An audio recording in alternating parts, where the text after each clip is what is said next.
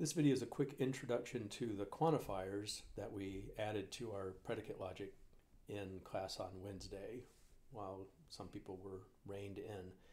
So I want to make sure that everybody sees that, and here's an explanation of it, and then you can look at the worksheets that people worked on in class that are also posted in D2L, and I think everybody will feel like you have a pretty good idea of what's happening in section 1.4. We left off the class before this with these ideas of predicates in a domain that we could substitute in for the variables.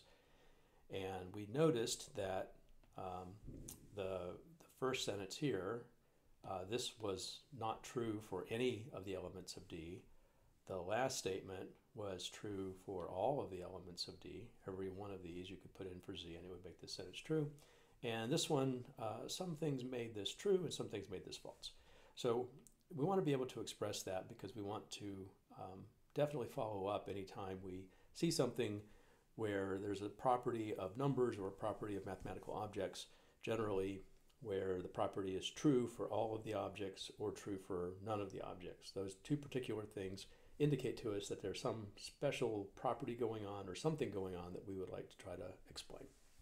So the fact that we think that, we'll just start with the third one since it is probably the simplest.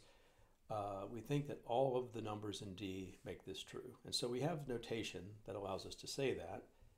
It looks like an upside down A, which we read as for all.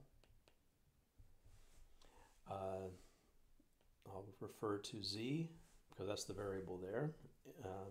And I want to say all the Z's that are in the domain. So I'll write that.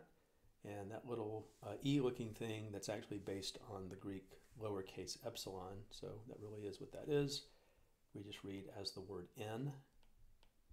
So I would read upside down A, Z, E, D, that weird stuff. I would read that as for all. Oops, I left out a word. Got so excited about my symbols, I left the Z out. Sorry.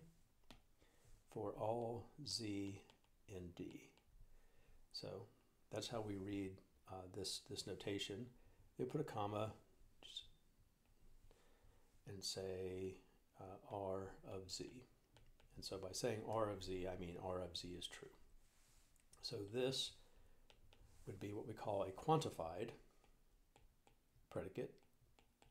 So quantified means that we have stated something about it over our domain. So in this case, the R of Z predicate is true for every number in the domain. That's what that says. Number one could be stated using the same quantifier because we're observing that everything in the domain makes P of X false. And so I could write that as well. I could say for all X in the domain, the negation of P is true. So that would be a way of saying everything in D makes P of X false. Everything in D makes P of X false. Everything in D makes R of Z true. And in this middle one, every element doesn't do one or the other. Some elements make Q of T true and some elements make Q of T false. So we would like to be able to say that as well, but we can't use a for all quantifier because there's nothing is true for all elements of D as far as Q is concerned. So we have a second quantifier. And instead of calling this sometimes, we call this an existential quantifier. We want to make an existence statement. So for the middle statement, I'm going to say there exists, using an upside down E. So there exists T and D. Again, comma. So you're taking a breath. You might say, for existence statements, grammatically, it sounds better to say like such that, or something that connects them where the comma is. Q of T is true. So there is something in the domain that makes Q of T true. That's what you're saying. Of course, there are also things in the domain that make Q of T false.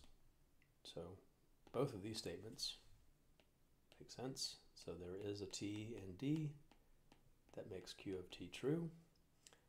Also, this statement, there exists T and D, so that Q of t is false, or in other words, not Q of t is true. So, so we could say that as well. So the observation we're making about which elements of the domain make the predicates true is part of the thing, but after we've decided which things make it true, we want to be able to state the special cases where everything makes the thing true or everything makes the thing false. And if we want to state that everything makes something true, then we have to be positioned for someone to disagree with us. If you disagree that everything makes, so for example, if you disagree that everything makes R true, that means you believe there exists something that makes R false. So the negation of every Z makes R true is some Z makes T false. So the exist statement is actually then part of the negation of the for all statement, and vice versa. So we can't really have one without the other. Here are a few more statements.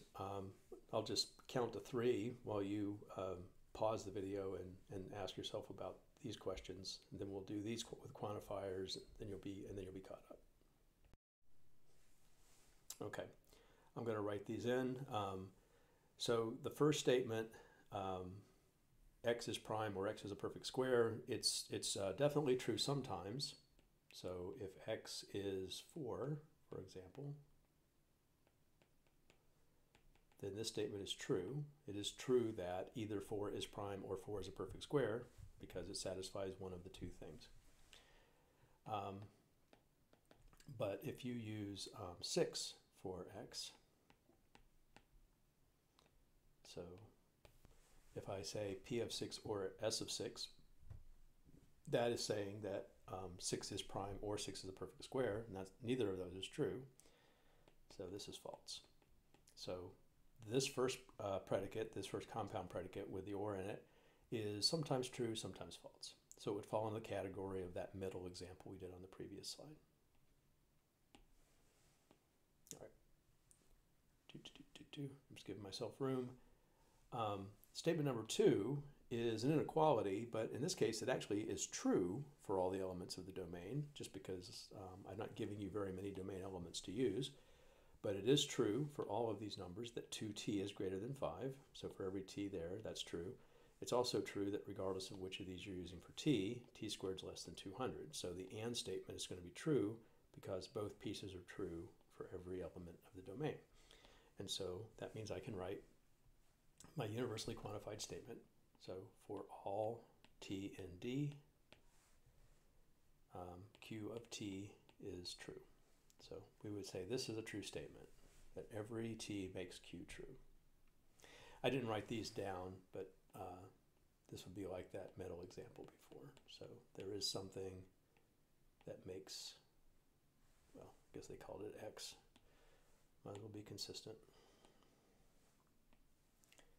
There is an X that makes that statement true. Also, there exists an X that makes that false. And so we can just write that the negation is true is the way of saying that something is false. Not S, not Q, sorry, S. So, so these two statements, this says there exist things that make this true. This says there exist things that make that false. And all that really means is that this is not a particularly interesting thing to study. That if we're really interested in times where things are always true or always false, math-wise. R is kind of surprising because it involves primes and perfect squares, and if you've looked at number 1, you start to believe there's no connection between the two because, you know, sometimes that's true, sometimes that's false. But here, this statement's actually false all the time for D.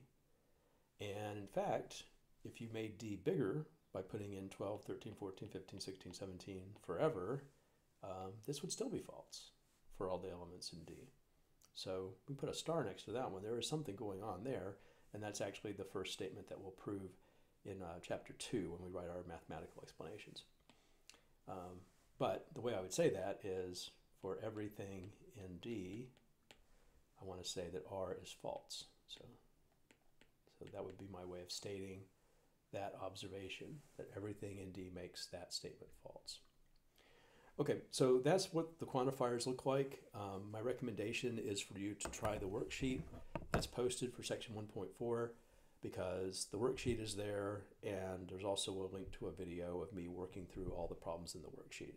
So I think between this introduction and you working on the worksheet and you looking at the video to make sure everything seems okay to you, I think you'll be in good shape for section 1.4, and we'll move on to the next section on Friday.